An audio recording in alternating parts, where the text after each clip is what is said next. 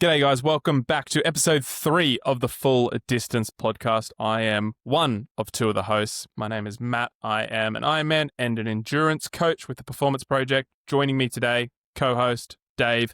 Guys, we're going to work on this intro too, by the way. We're still fucking sorting this shit out. Third podcast. We don't really know what we're doing. We're pulling it together as we go. But big boy, how you doing? G'day, mate. Good yourself? Yeah, man. Good. Just gearing up for an ultra marathon this weekend, which is like becoming weirdly normal in our world. So, Yeah. Which what are you doing?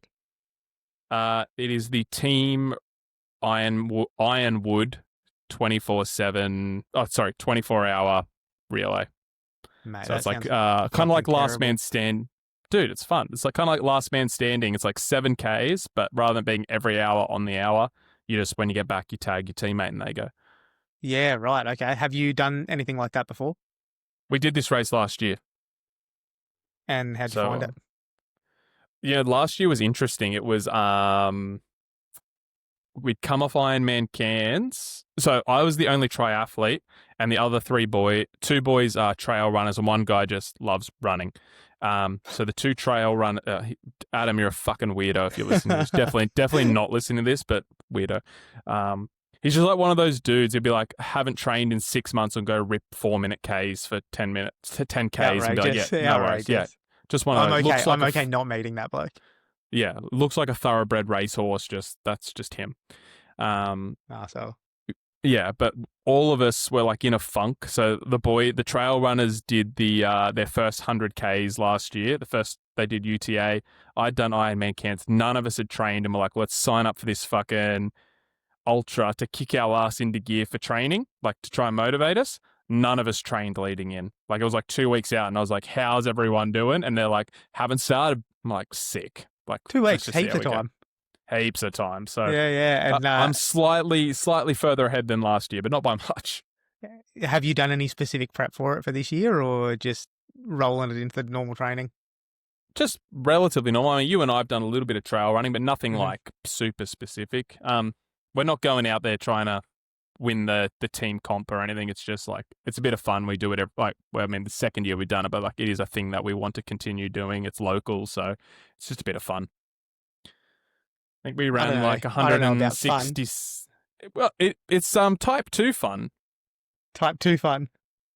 Do you not know about type 1 and type 2? No, explain that to me. Type 1 is like roller coaster, going out for drinks with your mates, like fun in the moment. Okay. Type 2 is when you're like, this is fucking shit house. And then like 6 months later, you look back and you're like, fuck, that was good. Like we should do that again. Like an Ironman would be considered type 2 fun. Right. Yeah, okay, like those. Okay. Yeah, I'm with you. Yeah, so so it's type 2 fun. Like all of these ultra fucking things we do, or the hard training or whatever it is, like in the moment, you're like, this is shit house. Like, fuck me. Yeah, like waking up at 3 o'clock in the morning to get on the bike. That's shit. But then you go do the Ironman, you have a little bit of time off, and you're like, you know what? I really enjoyed that. Like, let's do it again. Hey, I better sign up for another one. But yeah, exactly. So, right. So, sorry, how many Ks did you do last year? We did I was looking at my Instagram, but I think it was 167, give or take. So I think we did 40-something K, like nearly 50 Ks each last year.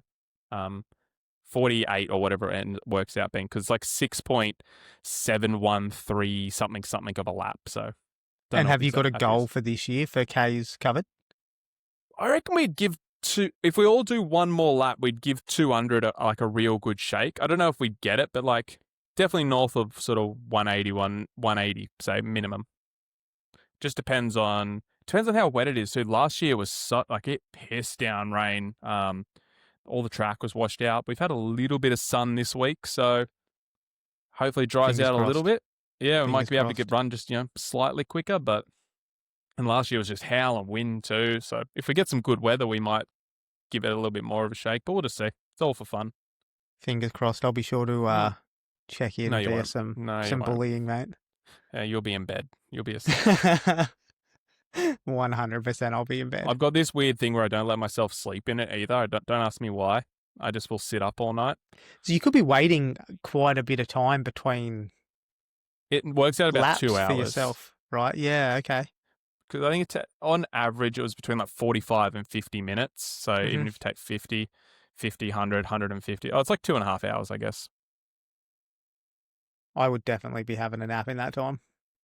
I actually think a few of the boys did, and like it's okay start of the night, first thing in the morning, but when you've got to do that 11 o'clock to 4 a.m. shift, you probably got to run twice in there. It really like throws you out. Graveyard shift, Yeah, it's just like I don't know. I think I feel we watched if some of the teams there take it super seriously, I bet. um, and like they were doing 2 or 3 laps each, so like they get like 4 or 5 hours in between runners, and they were letting themselves sleep. So we might implement that, but then you've also got to run 15 Forever. k's in the middle of the night, so Mm. we got to work it out. Who It'll knows? also be yeah, it'll be a good little event for you, I think. The interesting Shake to the just see how you shake go, the cobwebs out. of Been course. a little bit soft, Been the la you like this podcast isn't exactly lined up with real world timing in terms of release dates and when we're talking about stuff, but like the last couple of weeks been struggling to make a decision about what I wanted to do next and race, and I really don't like indecision. Like it really fucks with my head. So the last few weeks have been a bit soft and a bit just sort of all over the shop. So I'm hoping it's time to do some hard things. Kicks your ass back into it. Yeah, exactly. I need I to like it. Just fucking make sure you don't light that fire and you sit cold all night as well. yeah. That well, mate. Honestly, fair income last year. We had the fire going, layers, blankets, and this wind. I have never experienced wind like that wind that doesn't matter how many layers you got on it cuts to your bone. We were just sitting there just Gross. copping it, and like no matter what you did, inside the swag, sleeping bags, like you were just freezing. It was just like it's still the second coldest I've ever been in my life outside of Europe. And type 2 fun, you reckon? Type 2 fun, mate. Can't wait. Well, mate, should we kick off on today's episode? Yeah, dude, let's do it. Let's do it. Um, so So for new listeners, you go for it, Dave. You sorry, run it, no, mate. you go. I was going to say, if this is your first episode listening, last week we spoke about Dave, did his sort of story from weight loss journey all the way through to becoming a quote unquote Ironman. You have to go back and listen to the episode for more context. And this week we're going to do me and just make it we just want you guys to know where we're coming from. We're just normal age group athletes who love the sport and love endurance and just having a yarn. So that's what this week's going to be about. So you guys sort of know where we're coming from. Yeah, let's get into it. Hey, so um, I guess let's start with your life and how you moved into endurance sports. Where'd that all begin for you? Where did endurance sports start? Well, let's go back to what did you do? You said that you're at the start of the episode. You mentioned that you're an endurance sports coach. Mm-hmm. Is that something that's not something you've always done? No, chef by trade. That was chef out of school from 14. Worked all over the world, which was pretty cool. Worked in like all the Michelin-star restaurants. Like anyone who's listening to this is probably a type A personality. So whatever they do, they're all fucking in. So that was me.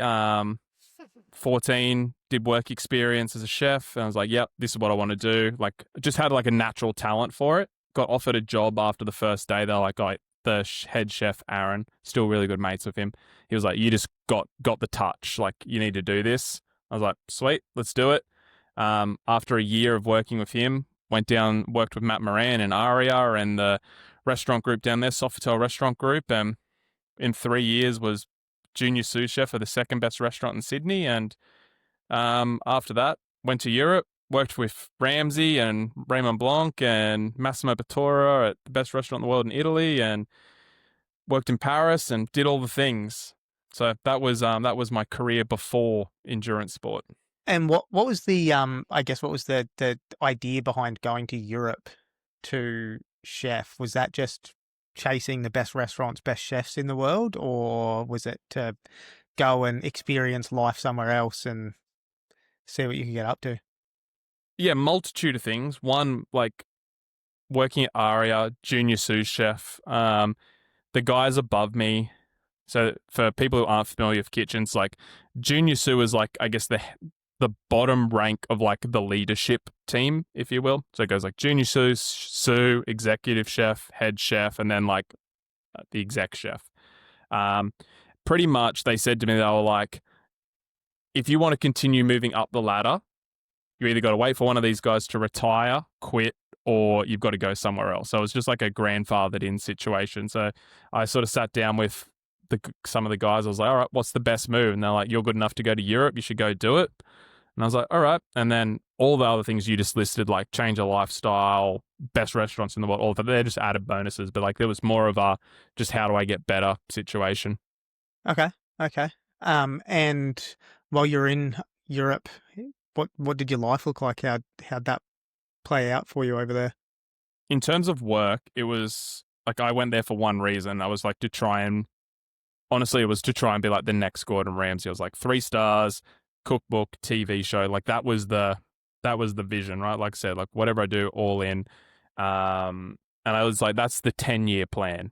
Um, so it was literally 6 to 7 days a week, 14 to 18 hours a day in the kitchen. Like most of the chefs either lived above the restaurant or within a 5-minute walk of the restaurants. Like we just never left. It was just, but the thing about those environments is everyone has the same goal. Everyone wants to be Ramsay. Everyone wants to be famous. Everyone, like, because there's no money in cooking unless you get to that level.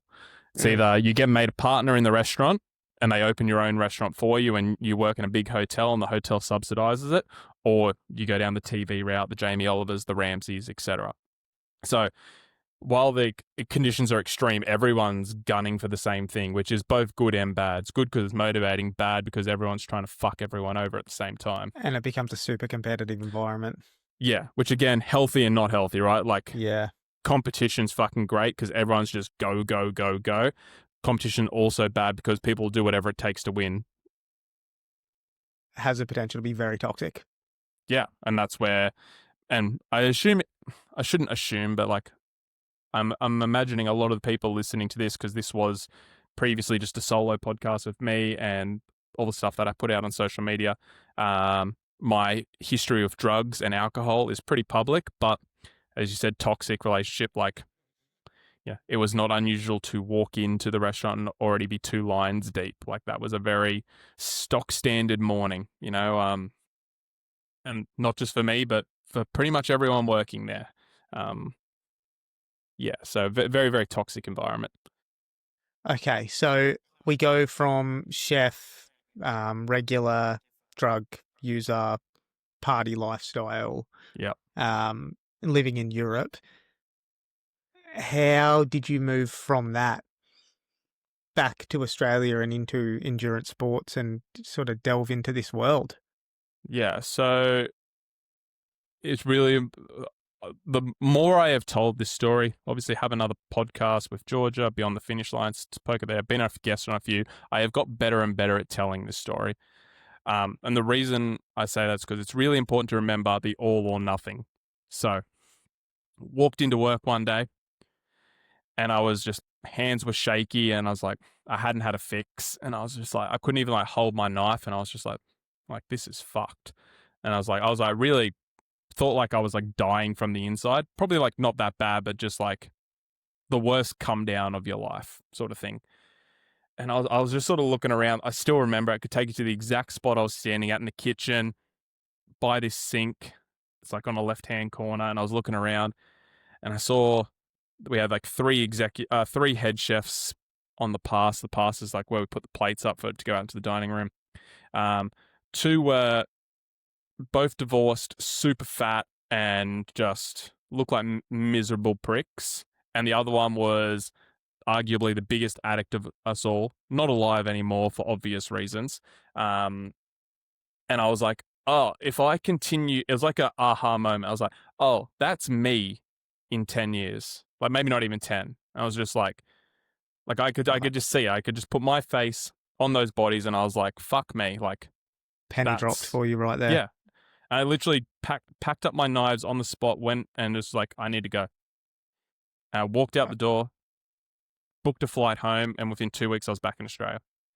cold turkey on everything, cold turkey on drugs, alcohol, everything just like was gone. The worst withdrawals of my life, but I was like, I bet. cannot stay in kitchens, have no other skills in life. If, as much as I do not get on with my parents, if I need to, I need some form of support network to get sober. Also, Coke, super expensive in Australia, not working, unemployed, hard to get. So I was like, cool, all of those attributes promote me getting sober. So I was like, spent all my money to get home, came home, and it was, just cold turkey on the spot. That was it. That bit of a wild ending to what is a wild story, I think, when you really get into it. There's Just definitely that been like cold relapses turkey, and shit, but like of course. in terms of the initial, just went from, using multiple times per day, drinking every day, like needed a scotch to get out of bed sort of thing. And needed a scotch to go to sleep, to boom. It was like, sometimes I don't give myself credit for that transition. I just like, of course that's what I did because that's how my brain works. But yeah, that's Yeah, how the dude, sort of that's a sobriety started. huge to even have that realization. I think that your life is heading down a path that you don't really want to end up on, and Mm. then have the courage to immediately say, no, this isn't what I want. This It isn't for scared me. the shit out of me, dude. I've never felt anything to this day. Never felt anything like it. It was just like, those scenes in movies where everything freezes and it's like the violins playing goes black and white. That's what it felt like. It was just like, oh, fuck. I was like, nah, like get out and go. Like, get your shit, run as fast as you can. I Which think wasn't very fast back then. threshold straight out the door. Straight out the door. I think too, for people listening, and for myself as well, I've never had a moment like that in my life. I don't think, not to this point in time, not with anything in relation to anything. So Not even with, like, what about with weight loss? Did you not have that thing where you're like, yeah, look, something's got to change? to an extent, yes, but not. I don't think as like dramatic as that. Sure. If that Well, makes I think sense.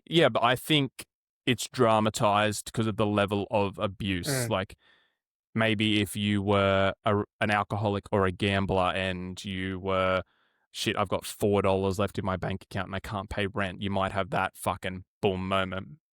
Yeah, absolutely. I don't know. Absolutely. I'm Okay. just sort of talking out my ass with that one, but So, at least that's how it was for me. so you came back to Australia, Uh-huh. and what happened from there? You moved in with your parents. Yep. So obviously just fucking big step back in terms of lifestyle, finances. Like, I was on, really, really good money in Europe. Went to basically broke, just all that stuff. So like very, very, and obviously recovering drug addict, fucking couldn't walk down the hallway without getting the shakes. And like as a 25-year-old man, like it is, and you're fucking frail, and like it's a very humbling experience to go through.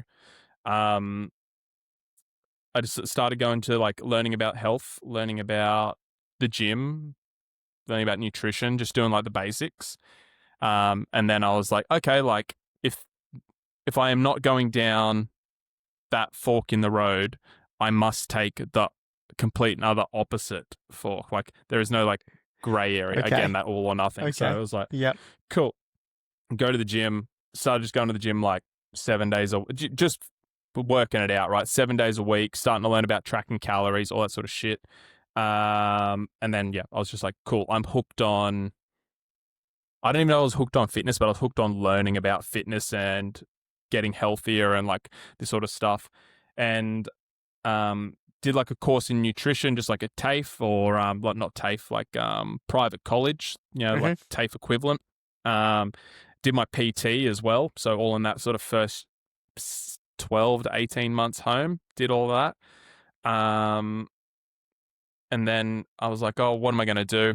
And I just like had this skill set as a chef, learnt about nutrition. And this is kind of where like the meal prep companies were starting to kick off, like My Muscle Chef, U Foods, all that stuff. And I was like, I know I can cook better than all of those fucks, but I probably don't know about as much as much about nutrition as they do. And I was like, I wonder if I could like just make really, really good food that is like moderately healthy and put it in containers and sell it.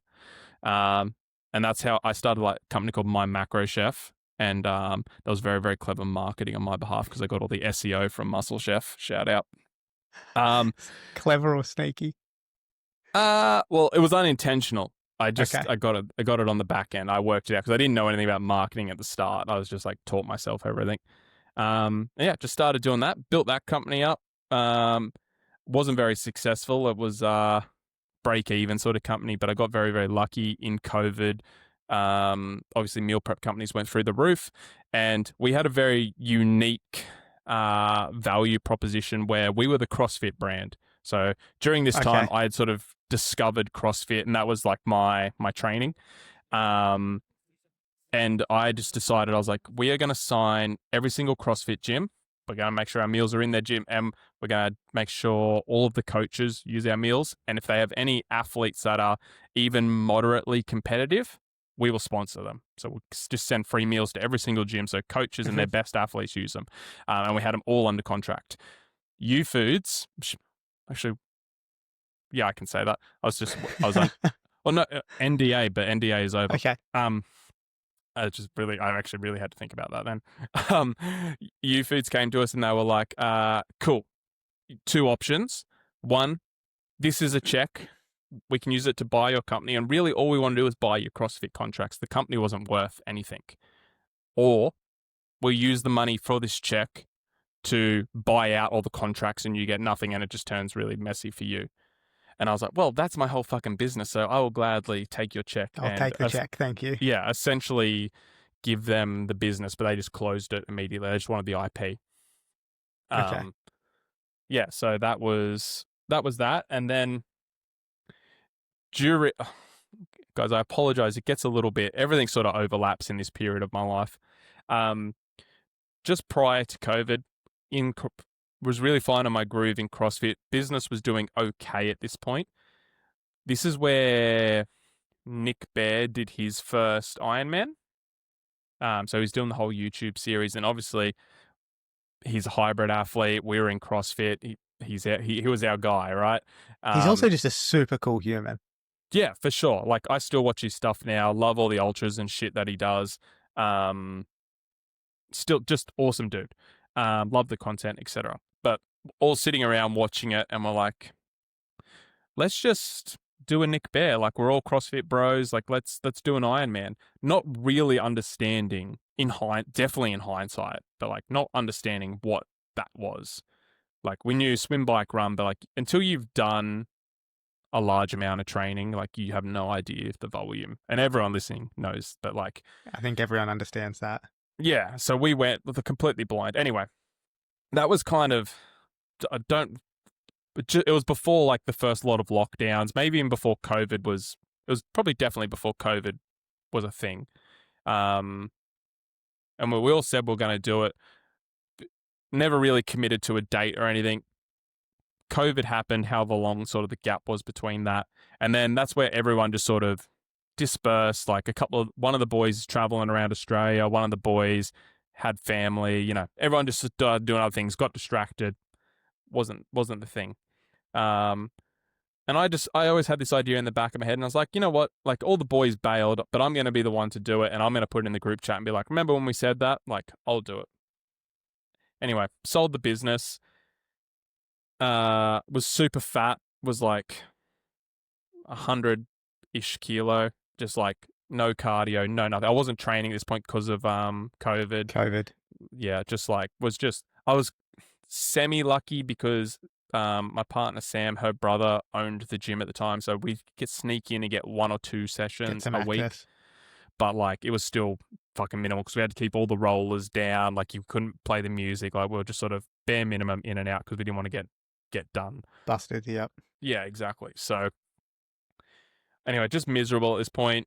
Depression was super high, and like at that point, I wasn't even thinking about doing an Ironman just because of where I was. Like mental health atrocious. That's probably again, guys, like a bit of a backstory. Depression, anxiety since I was like 12. First attempt at suicide at 12. Like dealt with that all the way through. And obviously drugs and gambling and high pressure environments do not support that sort of thing. So I have battled with this in and throughout this whole story. And then you mix into that the effects of COVID taking Yep. away the things that you love, Yeah, for sure. and also selling your business, kind of putting you in a bit of a weird position, right? Yeah, we just have no compass, right? There's You're just nothing. like, and it was the first time I'd realized that I had, that I was I just have an addictive personality. So like, I will always be addicted to something, and that was I just replaced Coke and Scotch with CrossFit and working. So I would work, 15, 16 hours a day, every day, because I thought I loved it. But in fact, it was just something to do to keep my mind occupied. And then in your And downtime, you'd go and hit a CrossFit session, and yeah, exactly. that And was your once life on both of those repeat. were gone, I was just like, whoa, like I got nothing and just started spiraling. And that brings us to like September-ish of, because we tried to get the deal done before end of financial year. So yeah, probably would have been all finalized by like September 2023. Fuck, I'm bad with years. Maybe 22. 20. It'd have to be 22, I think. 22, yeah. Yeah, 22. Um, and yeah, it was September 2022, and I was like, all right, what am I going to do? And I was like, there's 3 months between now and Ironman WA. I think a Nick Bear video came up again. Maybe it was like, you watched this and liked it or something, but came up, and I was like, you know what? Fuck it. Like, when's the next one? Looked up as like 3 months. Again, not knowing what I was signing up for. Just like, yeah, swim, bike, run. No worries. Signed up 3 months. Okay. Did you own a bike or anything at that stage? Nah, nothing. Didn't even own running shoes. Own Metcons. Good start. Again, I'm going to just circle back slightly. Before signing up, I was like super, super depressed. Just a trigger warning, guys. Going to talk about depression, suicide, all that sort of stuff. If you don't like it, apologize, but it's part of the story. Super miserable at this point. Was just, like I said, overweight, depressed, not training, all the things. Was like not particularly honest person at this point. Was not the man I wanted to be. Mm-hmm. And I kind of made a deal with myself where, and this is still tough for me to talk about. That's why sometimes I don't always bring it up. But for this podcast, I think it's important. I made a deal with myself. I was like, okay, here are your options. You stay down the path of dishonesty, not being the person you want to be, lying, all that sort of stuff. And Sam will eventually leave you. Like, our relationship was in a really bad spot. And then, like, she was just sort of the only thing holding somewhat of my life together. I was like, if she goes, you're going straight back to drugs, alcohol. Like, that was the path. She was your only constant too at that point in time. Exactly. So I was like, and I could, I could see that path where I was like, if this changes for the worst, it's just a free fall back into that old life. And I always have, even now, I have restaurants call me and they're like, if you ever want to come back to cooking, like, we'll have you anytime. So definitely don't. Thank you. No interest. I couldn't think of it. You couldn't pay me up. My friend, like, and you've done this too. They're like, would you ever cook for us? I'm like, you don't want to see the invoice because I hate it so much. I'm like, you would have to pay me for the hatred of the job, and that's fair enough. Well, like, I mean, that's why I never complain about people who cook for me. Like, they could make fucking the worst meal ever. I'm like, this is the best. Thank you for not making me cook. Yeah. But yeah, I could see this path of fucking back to drugs and everything. I was like, okay, that's not the option. Here are the two choices, because I just refused to go back down that road. Option one is go sign up for this Ironman, teach yourself everything. Don't get a coach. Don't do anything. Just, you've got to teach yourself everything. Prove to yourself that you can do it. Prove that you can stick to something. Prove that you can be healthy, honest. Just try and be the man you want to be for 3 months. And I was like, if you do that, go and finish the Ironman. You deserve to live. You proved you can rebuild and go again. If you quit, if you don't finish the Ironman, whatever reason, that was going to be it for me. That was like kill myself. That was the sort of the line in the sand. Obviously, being here now, trained in hindsight, training is a very, very loose term. I think my longest ride, which I did once, was 3.5 hours on a spin bike in the gym. And my longest, I did like 38K for a run, and my longest swim I did once was 3K. So in hindsight, and anyone listening who's done an Ironman like knows that's just fucking nothing. I think I was Yeah, training like wild. 8 hours a week. I'm like, fuck, I'm giving this everything. Like it's just 8 hours a week. yeah, legit. Like Rest week. sometimes that's Saturday, you know. Yeah. But yeah, so did that and went to WA like Dave said before. Like had to get a bike, had to get a wetsuit. Fucking, I had to get everything. Like, just I had nothing. Tri-suit. My tri-suit didn't come until, so I flew over on like the Wednesday or something before the race. My tri-suit didn't arrive until the Friday before. So Sam's got to fly it, bring it over with her. Just raw dogging it. Just had no idea. But yeah, How did you feel? How did you feel about the Ironman at that point in time? Did you think you were going to get through it? Yeah, weirdly, I was just super like at peace with it. I was like, fuck, like, Okay. I was just kind of like, as long as I've used this saying since. I was like, as long as I keep moving forward, I will finish. Like I've used that for so many different things in my life. As long as I do not stop, I will finish.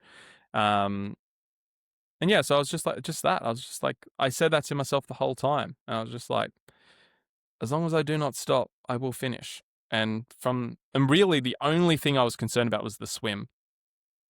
And I was like, as long as I get through this in WA, mate. Not even that, just like I'd never swum 3.8. I'd never swum any sort of, like my longest interval was probably like 200 meters. The first time I wore the wetsuit was the day before the Ironman. Yeah, like I literally didn't know if I could swim that far. I was like, if I get through that, I was like, I can sit on a bike for fucking however long. Like that's just, it'll be uncomfortable, but I can do it. And the marathon, I was like, even if I have to walk it, like I will just finish it. But I think I did all right. I think I did in like 13.5 hours for my first one, like on, fucking no training. So, like, yeah, like, I mean, I'm trying to think back of how I thought about it then, but I don't really have I think I was just so black and white on it. It was either pass or fail. So I don't really remember a lot about it. In your head, your decision was yeah, made either way. So it was just kind of Yeah. like, oh, I'll go and do the thing or I won't do the thing. And then we go from there.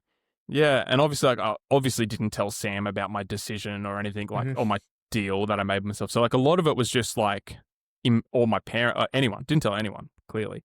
So a lot of it was just trying to keep everyone as off the scent as possible. Just being like, no, everything's fine, no worries.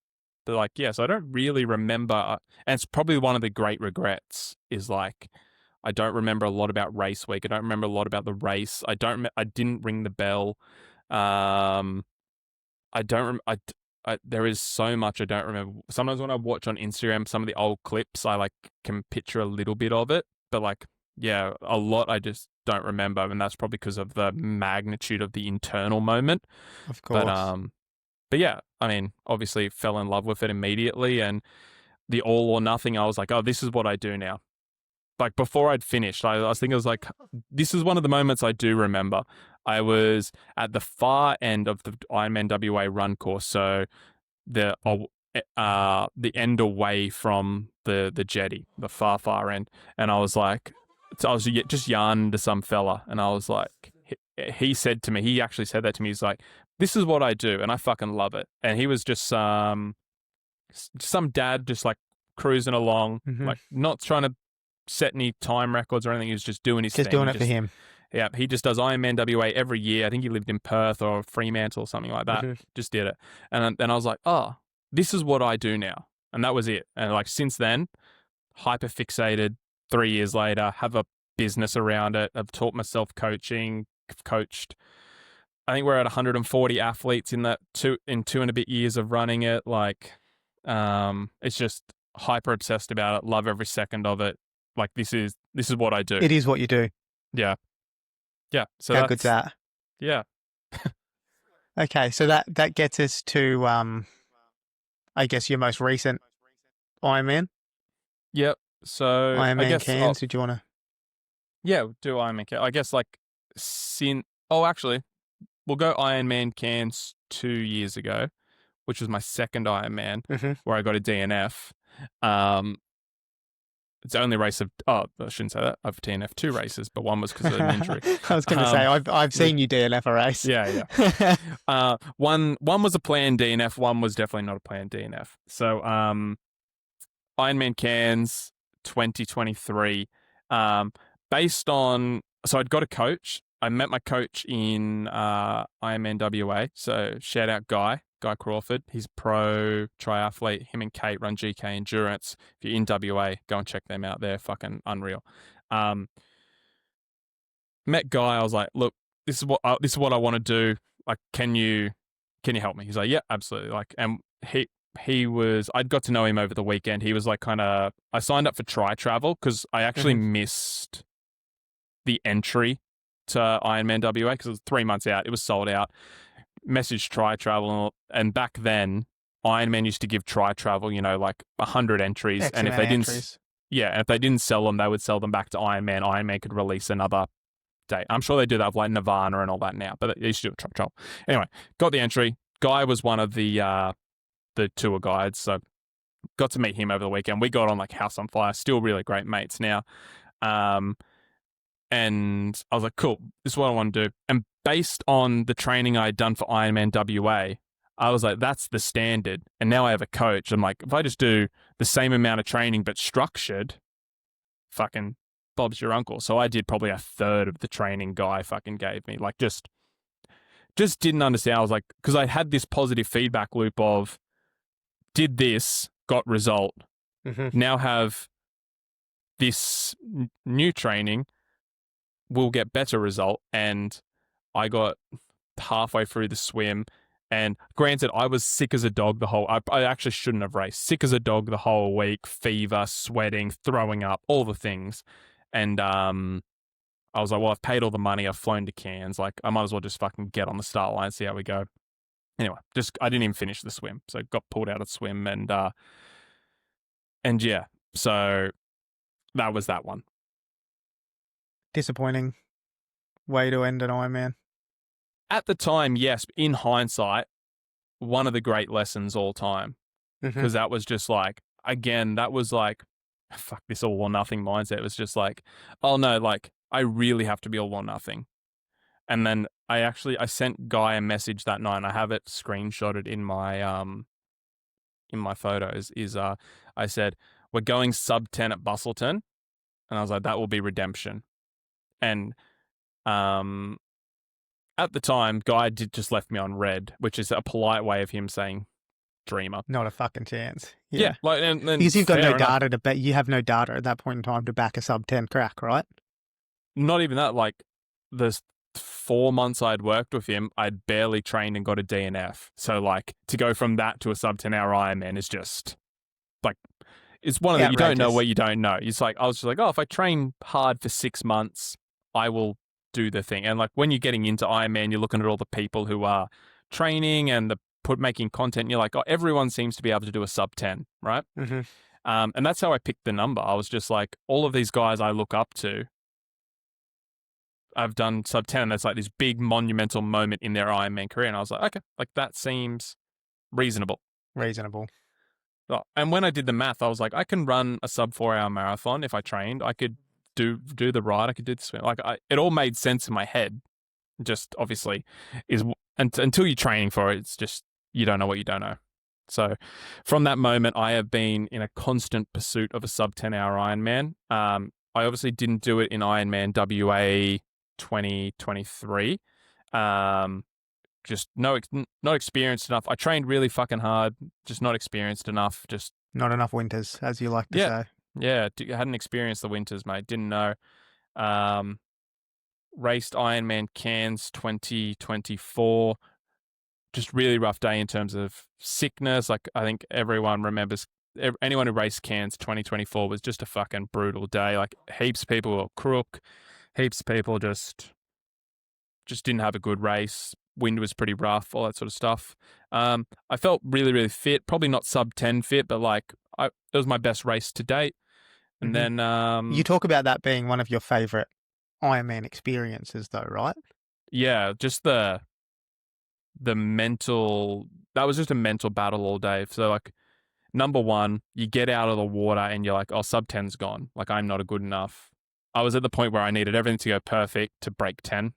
So you Mhm. get out of the water, 10's off the cards, and you're like, oh, fuck, like, I've trained for this thing for fucking 6 months and it's already gone. Like, do you keep going or do you just fucking, because the goal's gone, do you just, all right, chalk it up for another time? So anyway, so pushed through that, and then just the fact I was sick, wasn't able to take in any calories. I think by like 80 Ks into the bike, I was on empty. And again, anyone or all of our listeners are either doing Ironman or training for an Ironman, like they know, like that's just a long time. I wasn't the only one either. And so it was just like a slog. I think the bike took me just over 6 hours. It was just brutal. And like you just In the if you humidity of bonked, Cairns as yeah, well. and once you bonk, like it's just so hard to come back. And anyway, I was like seeing stars and all that sort of stuff, like the full proper like glycogen depleted, just on empty, couldn't tolerate any calories. So could only have, even water was like making me throw up. So I'd have water, it would sit for like 3 or 4 minutes, then I'd just spew the water up, which is just a fucking disaster. And then, yeah, anyway, got off the bike and I was like, I said to Sam, I sat in the recovery transition 2 tent for ages and got me shoes on and whatnot. And the bloke, one of the volunteers was like, are you all right? And I was like, oh, been better. And I was like, can you just help me tie my shoes? Because I couldn't like see my hands at my feet. And he was like, yeah, do you want me to get a medic? I was like, no, it's all right. I was just like a little bit Definitely not. I was like, yeah, I'm just a little bit shaky. I think I had too much caffeine. And he's like, oh yeah, that makes sense. And anyway, he helped Fucking liar. he helped tie my shoes, and I ran out of transition, and Sam was there, and I just stopped and gave her a hug and whatnot, and I was like, I'll just see how it goes, and yeah, and I was just like, I honestly thought like I was just finished the day in hospital, just so dehydrated, so just calorie depleted. Anyway, got through it all, finished. Medics were like, oh, do you want to sit down? I was like, yeah. And like, do you want an IV? And I was like, oh, nah, I'm just going to have some chalky milk and They work it out. immediately said, do you want an IV? Yeah. It was like, as soon as I sat down, they were looking. I was like, why? I don't remember a lot of this, but like, Yeah, you must have looked cooked. guy was back there and he was like, oh, dude, you should probably stay sitting down. He was like running, getting me stuff. And like, yeah. So I must have looked in a way. But yeah, anyway, I didn't do an IV. I was like, oh, I'll just get some calories in me and whatnot. I was able to drink some chalky milk. I had some ice cream, like all the bits and pieces that are back there. And I just went home and yeah, it's like, I was fine, but I was cooked for a good week after, like mentally just fucked for a good week afterwards. But yeah, like in terms of just mental resilience and toughness and just stick-to-itiveness, one of my favorite Ironmen for sure. Love that. I love that. Okay, so that brings us to your next sub 10 attempt. Yeah, so that was Cairns just gone a couple of months ago, Cairns 2025. Mm-hmm. And just quickly before you start on Cairns, it wasn't meant to be Cairns. Oh yeah, so originally it was meant to be Port Macquarie, Ironman Australia. Mm-hmm. Everything was trending well. Tore my calf just before Ironman Geelong. So when's that? March. Yeah, it was it was February, I think, that you had the it was start of the calf issues. It was literally taper week for Geelong. I tore it on a 5K easy run off the bike, like just a trot.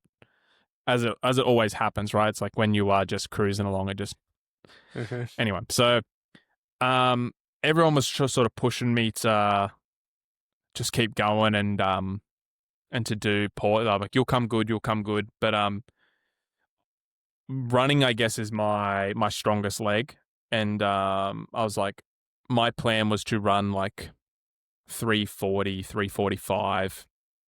Worst case, closer to 330. And I was like, I know I just won't have the kilometers in the leg, the conditioning, etc., to do that. And Port's a tough run as well. So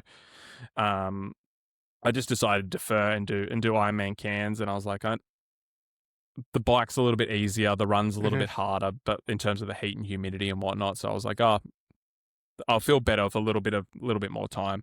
In hindsight, too, Uh, that decision worked out really well with the swim being canned mm, yeah, in oh Port yeah, Mac. of course, yeah. Like, I mean, obviously not to rub it in for you, but like, if I had got there and they said swim was cancelled, I just would have been on the phone. I wouldn't have raced Port Macquarie Mm. in terms of racing it for an Ironman. I probably would have done what I suggested to you in terms of do the bike and maybe like 20K run. But I would have probably booked Cairns before I even got on my Straight bike that away. morning. Yeah, because I would have thought everyone who didn't want to do it would have booked Cairns. Cairns ended up selling out, so they probably did do that. Um, but yeah, so hindsight, great, but also doesn't really matter because I didn't go sub 10 in Cairns. So Fair enough. Fair if we're enough. calling Okay. a spade, like, you know, And no point beating around the bush. mm, So your Cairns experience 2025. mm. Start with the swim. Swim were so this is I was pretty transparent with this on Instagram, so if anyone saw that video they would know. Swim was rough, and maybe for people who get a lot of open water swimming or do a lot of surf swimming, it wasn't. But for me, I don't know, what do I live, Dave? Hour west of the beach, like, Yeah, at least. yeah. So it's not feasible for me to do a lot of open water swimming, which is just something I've got to deal with, right? Like, it's nothing I can do, but I swam really, really well in training. Like, we were on pace. All of my training was like, spoke to my coach. We're all predicting, yeah, around that 60-minute, worst case 65-minute. I was going to be in that window, consistently swimming like sub 130s, like really, really well. Swimming fucking awesome. Anyway, just got to the beach. I didn't know how to deal with the waves, the surf, the rips, not the rips, the crosswind. So when the waves start going, they're not just going north and south; they're going sort of northeast and northwest or Making it hard southeast, to set into southwest. a rhythm and breathe. Yeah, And I just didn't have the tools to deal with it. dude, I saw So some videos of that ocean that morning, and it looked pretty chaotic. heaps of people number one got seasick, and heaps of people DNF, like just didn't finish the swim. So it wasn't nothing, but like I also feel for the caliber of athlete I am trying to become, that is something that I need to address. So, but you can't address everything all the time, right? Like, there's only so many hours in the day. Don't get paid for this either, in terms of like, I'm not a professional athlete. So yeah, you pick your battles. I felt like I had bigger wins to gain on the bike and the run. Anyway, very similar to Cairns the previous year. Got out of the swim, and it wasn't dead in the water, the sub 10, so to speak, but like, I had to pull something out of my ass. I think I swam 118 or something, which is just like, in terms of what we predicted, you're coming out 15 minutes down, like 15 minutes is a long time long time, right? in Like, endurance world. yeah. And like 15 minutes, you could probably make 15 minutes up, 5 or 10 on the bike, 5 or 10 on the run, but like, it's a big ask. Anyway, got out, got stuck into me work on the bike, and actually rode really, really well. The wind was, anyone who's raced Cairns knows that Port Douglas wind just absolutely flogs you, but normally doesn't start until a bit later in the day. You sort of get it back half, normally your second lap coming through, you cop it. But because of the surf and everything, that wind was just howling through. So bike was a little bit slower. I think I rode 5:30. And the goal was to ride sort of like 5:15. So definitely by the time I got off the bike, I knew sub 10 was dead. Because You've now you're down. Drop 15 in the swim. You've dropped 10 essentially to 15 dropped on half the an bike. hour, right? Yep. And I'm not going to go from a 3:40, 3:45 marathon down You to a got to run close to 3:15. 3 hours. Yeah, exactly. It's just not going to happen. So I was just like, I'm just going to try and I made this pretty public before. I was like, I can't control the outcome, but I can control my attitude. So I was just like, I am just never going to give up. I'm going to run as hard as I can, swim, bike, and run as hard as I can the whole day, regardless of what the time says. And I did that on the marathon, and I think I ran basically 4 flat. It was like 4, I don't know, I can't remember exactly what. Strava time said one It's like thing. 4:01. Yeah, Strava time said one thing, and Ironman time was like a minute slower. So whatever it was, basically a 4 hour marathon. So I think I did it. I think 11:0 something. So about an hour off, but also like a really, really tough day out there and my best Ironman performance to date. So even though I didn't get it, like in terms of progression as an athlete, like super happy, pumped. I think too, for anybody listening, a lot of those people would follow your Instagram and would have seen Mm. the reel of you crossing the finish line. Yeah, yeah. So Those happy. emotions, you were stoked. You could tell you were stoked when you crossed the finish line. Yeah, just didn't like I said, the most important any if you did watch it on Instagram, like I was so verbal about just do not quit. Do not quit. Do not quit. Run as hard as you race as hard as you can all day. And I've had a bit of a bad habit, whether it was 100% my fault or not. Actually, everything is 100% your fault. So cut that out. When the sub 10 goal was gone, I have chucked the toys out of the pram, or even any goal, any performance goal. Like even my first one, I was like, I'd love to do 12. Like that seems to be like a time. And like, I just chucked my toys out of the pram, start walking. It's like, it doesn't matter now. I'll just walk, like fucking do a bit of a Goal's jog, bit of a gone. walk. Goal's Yeah, gone. exactly. No need to try anymore. I'll just fluff my way through to the finish. Exactly. Like never thought about quitting, but just like you take that pressure off yourself. You're just like, whatever. Yeah, you find someone, have a yarn with them at the aid station. I'm like, all right, we'll jog for however long. And then yeah. So the fact that I just nose to the grindstone the whole day was like I was so proud of that. Still am. Still like in terms of progression as an athlete, couldn't be more happy with that. That's awesome. That's all. I think, watching on, I was obviously tracking you. I was interested to see, obviously, we're mates. I wanted to follow along and see how you were going and keep up to date. And there was a bit of concern, I think, from myself and from Maddie, how you were going to pull up afterwards because so much had gone into sub 10, sub 10, sub 10. Yeah. But for me, any concern that I had over, the potential outcome on your mental health just flew out the window when I saw you cross the finish line. Yeah, and I think I will say this, and maybe it is missed on people. I am a very introspective person. I spend a lot of time thinking about things and thinking about the way I phrase things, think about my wording. And sometimes it doesn't come across on podcasts, but when I put stuff out on Instagram and I have time to craft it and be very, very precise, I try to do that. I said in my very, very first video for this Ironman, or the last Ironman Cairns prep, I do not know if I will achieve the goal. The reason I picked it is because it is right on the edge of unobtainable for where I am. And that was like, and I think people lose that because every day from there it is, I am going sub 10, I am going sub 10, I am going sub 10, which is fair enough, right? That's kind of the whole point of it. Like I am marketing myself that way. I'm marketing the journey. I am like, if we are calling a spade, Instagram is all about marketing. Like that's what we're trying to do, trying to build a personal brand as well as documenting my journey. So I am not delusional in the fact that people only see one part of the message and do not see the whole. So the way yeah, Instagram works too, I guess you would have had people join sort of halfway into the prep that didn't go back and see the start too. Exactly. And I am like, again, am conscious of that because like you can't go, I am going sub 10 and then also in the same Instagram story be like, it's also, I don't know if it's obtainable. Like, but I also might not. Yeah. Yeah, exactly. So they're very conflicting messages. So I understand that. And I understand if people joined halfway through, there were so many people who joined along the journey and were like, yeah, you're absolutely going to do it. And they were more upset than me. And I was like, oh no, you guys don't get it. Like I said this and I was like, and again, I don't really care in terms of if I did it or didn't. I just care about the performance, and the performance was unreal. It was my best Ironman performance. Yeah, it was great.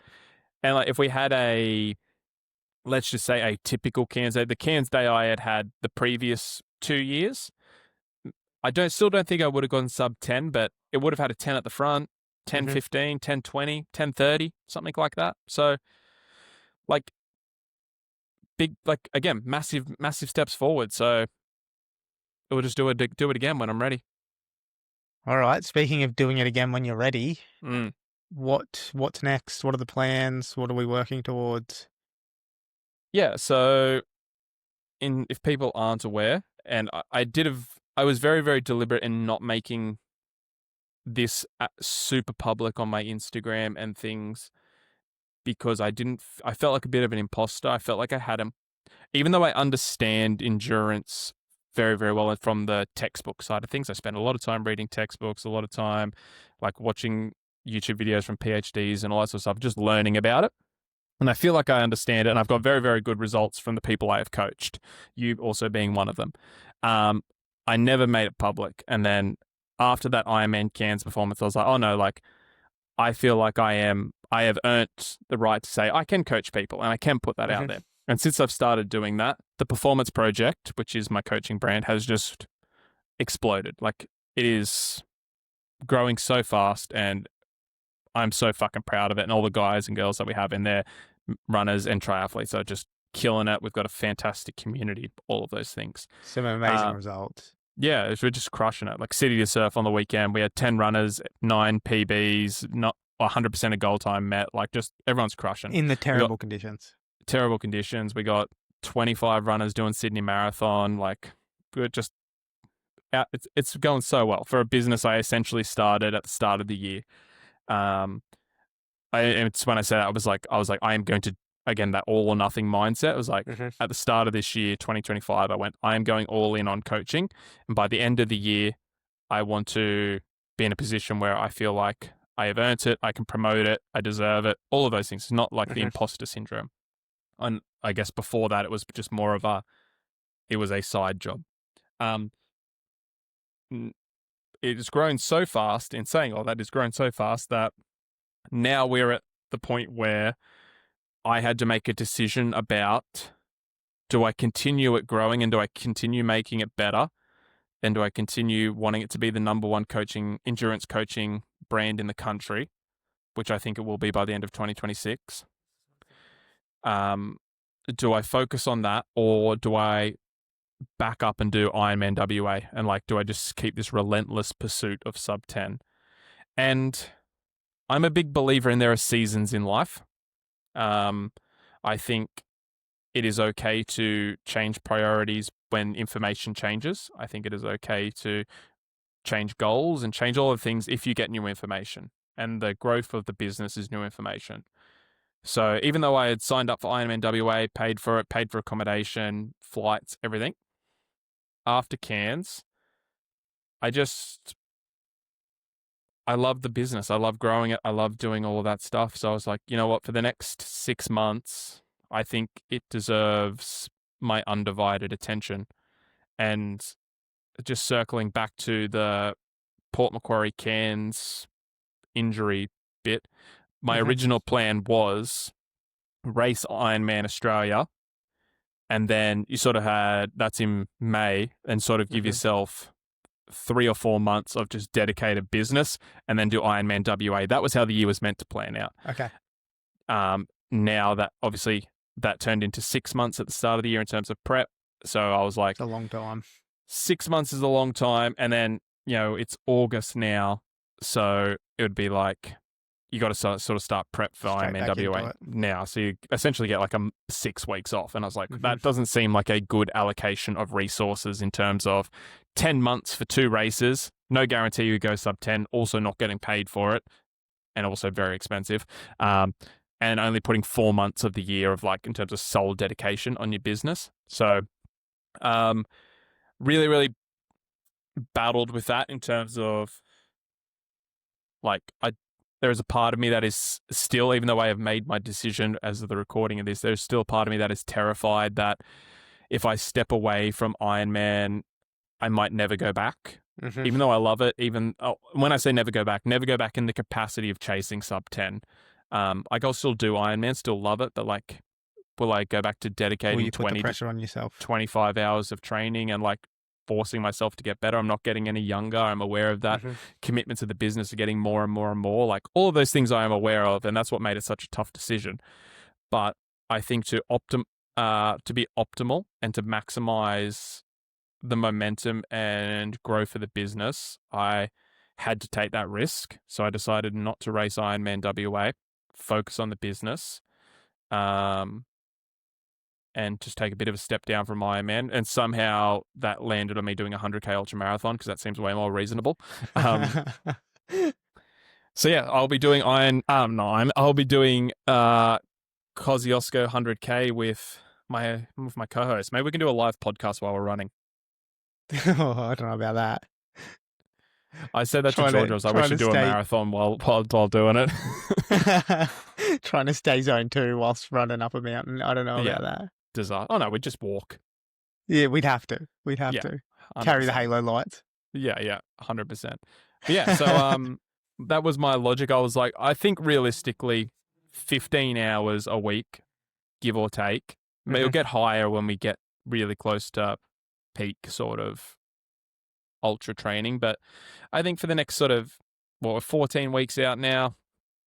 I think for the next 8 to 10 weeks, like 15 hours of training sounds really reasonable. And there'll be some people listening to that and go, 15 hours is fucking a lot. But like, that's 10 hours less than I was doing, plus the travel, plus the body work, plus the time to get the bikes organized and all that stuff. So and it's still enables you to work a full work day on the business. Yeah, exactly. Like I can still work 12 hours a day if I choose. So, I know like there'll be a lot of people hearing that, like, fuck, that's still a lot. But like in terms of, because of where I live, like I did the math, like I swim sort of 3.5 hours a week, but it's actually 8 hours when you take travel and everything into it. So that's the thing I think a lot of people don't realize, right?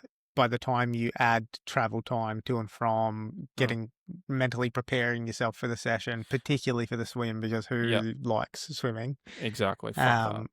Yeah, so you procrastinate, you get to the pool, you procrastinate a little bit more in the car park, you swim, you get out, you shower. By the time you get home, your hour swim's turned into 2.5 hours. Exactly. Then, same for the bike. Like, get your bottles ready, get your food ready, fucking... Clean up when you get home. Clean up, wash the bikes. Like, I've probably found 20 hours a week. You're like, oh, I haven't done the math, but like, probably. Sounds reasonable. Yeah. So, I think... All right, so Cozzy, have you got performance goals for Cozzy, or is it just go and have a good time trail running? Yeah, sweet fuck all, dude. Just like 100. My original plan was to do Ironman WA and go race UTA with my brother-in-law because he does that every year. But like, so 100K was always on the cards. I fucking love trail running. It is actually my favorite sport. It's just not enough for me normally to keep the crazy at bay. Yeah. So yeah, no, I just want to go down and just do 100K, like just tick it off the list. And I think it's very similar to your first Ironman. Don't know what you don't know. Like, it's all well and good. Like, I've run 100K is a long way to run, man. Like, thinking about it, it's a long way. Yeah, it's it's 2.5 marathons, like, plus the elevation. Like, I'll probably run 50, 60 this weekend. You and I are going to do a 50 in about a month, 6 weeks. And then you've got to double that. So I don't think it'd be... It's pretty fucking crazy. Yeah, actually. I don't think it'd be reasonable to go into a performance goal having no data to make an educated guess. Like, you can just chuck things out there. You're like, okay, well, I know it takes me 5.5 hours to do the Lonely Mountain 50K. Does that mean it'll take me 11 plus a little bit of fatigue? So 13 hours for Cozzy? Like, probably not, because fatigue will probably ramp up. So it's probably 16 hours. And then you're like, fuck, running for 16 hours. Like, it's a long time. Jesus Christ. So literally no idea, dude. I just want to go and enjoy it and take it all in. And, like I said, I love trail running. So for me, it's just, I get to go do what I love doing. So it's no big deal. Yeah, dude. I'm excited for it. I'm excited to run it with you. It should be a good day. Yeah, it's gonna be fun. Like, legitimately, when you ask me, you're like, what do you want to do? I'm like, run trails. Like, if that could be my job, nowhere near good enough. Never fucking will be. But if that could be my job, like, it'd be the best. Like, the first thing I did after Ironman Cairns, and I was like, I didn't have to have any structured training. I just went and trail ran. Like I didn't even have to think about it. So for me, it's just fun. The 100Ks is fucked, but like trail running is fun. Type 2 fun. I don't even know if there might be two, like legitimately, it might be like one and done with 100K. Like it is, Yeah, yeah. it's confronting. Like there's some boys who will be doing 24 hours solo this weekend at Mm-hmm. Ironwood, and they'll try and do the miler, like the 160Ks. Mm-hmm. And like Nope. that, you know, that's like, I don't know all the endurance sports, but 160Ks is like the only one that scares me. When people go, I'm going to do the miler, I'm like, fuck me. Like you're a different breed. Like I'm crazy, but like you're fucking a different cat, you know? Like, Yeah, yeah. I think for me, the only time I've thought about this, and I think the only time I would attempt the miler would be if I managed to get into UTMB. oh, different, right? But Yeah, like that would be the only attempt that I would ever have at it. that's an experience one. And will I use the stones that I get from Cozzy to go into the ballot? Absolutely, I will. Of course, yeah, of course. But yeah, like the miler is the only one. If someone said like, I don't think there has been an event, and you can probably test this, where if someone's come to me like, "What do you reckon about this?" I'm like, "Fuck yeah, let's do it." Like I'm keen to do just about anything. If someone came to me and were like, Yes, man. "Hey, do you want to do the miler?" I'd be like, "Oh, I don't know, dude. Like running for 24 to 30 hours, essentially 4 marathons, like plus all the climbing, plus I'm just like, oh my god, like I get my Sounds hands are terrible. getting sweaty just thinking about it. I'm just like, I don't want to do it. It's actually funny. I was only thinking about this earlier today. I missed out on Ironman Western Australia, and so I immediately decided to pivot to the ultra. Mm, Um, but my initial thought was to do the 50, and we hadn't spoken about it. But I sent you a message and said, "Fuck, the 50 sold out. Don't know what I'll do. I'm mm, sure somebody will sell a ticket at some point." And you responded and you said, "I don't know, dude. You've run a marathon. 50Ks is not much more than yeah. a marathon. The 100's probably not unreasonable." And I was just like, fuck, all right. Well, I mean, I stand by that. I feel like, and now caveat, come Ironman marathon, not I wouldn't say a road marathon. Mm-hmm. If you're just a road runner going to trail running, big ask. Like I would probably build up to that just because of the elevation, though. But like I feel like you get the same, maybe not the same, but you get a similar feel of the muscular breakdown Mm-hmm. because you've essentially raced 5 or 6 hours before you even get to the marathon and Ironman. So yeah, I kind of stand by that. Like I know it's not an perfect comparison, but I do think it's like Close enough. I honestly reckon we'll run the 50 in Orange in 6 weeks and be like, okay, like hurt, but like it's no worse than a hard half iron, man. Like that's Mm-hmm. kind of what I'm expecting. Like, and then yeah, the 100 will suck, but how much more will it suck than an Iron Man? Like, I know you might be a little bit sore because it's all running and you don't get that non-weight bearing, but again, like from a mental capacity, like just keep moving forward. Exact same as Iron Man. Like I just, and maybe this is one of those things you don't know what you don't know, but like Mm-hmm. I've spoken to enough people who have done 100Ks. I've spoken to enough people who have done Ironman. I've spoken to enough people who have done both. And like, there has been no story, no warning, no red flag where someone's been like, nah, just like they are not comparable. Everyone's like, yeah, like it's kind of the same. I think the other thing too is whenever you speak to somebody about ultras, they all have the same love and passion for doing them. I've Exactly. not Yeah. spoken to somebody who said, nah, fuck that, don't do it. Yeah. 100%. Which, yeah. So I was like, yeah, I still stand by that response to your text message. And yes, I wanted just to sort of force you to do it. But also, if roles were reversed, I would like, oh yeah, no, that kind of makes sense. So yeah, I stand by. I don't think it's going to be a big deal. Nah, it'll be fun. It'll be fun. Yeah. All right, dude. I got to go Cool. pack for an ultra marathon. Yeah, no worries. Well, good luck this weekend. Thanks, bruh. Enjoy it. Yeah, man. And we'll this is going to be awful for retention, guys. I apologize. We're still going to work out the posting cadence. Going to do an episode every week. Make sure you like, subscribe, Spotify, wherever you get your podcast from. We'll be on YouTube. We'll do all the things. But like I said to you guys at the start, we're still working this whole thing out, exactly how we want to do it. But if you've listened to the first 3 episodes, really appreciate it. If you haven't, go back and listen to them. And yeah, let us know what you think. Follow us on Instagram, _pod. And we'll catch you guys next week. Hooroo. Easy. Cheers, guys.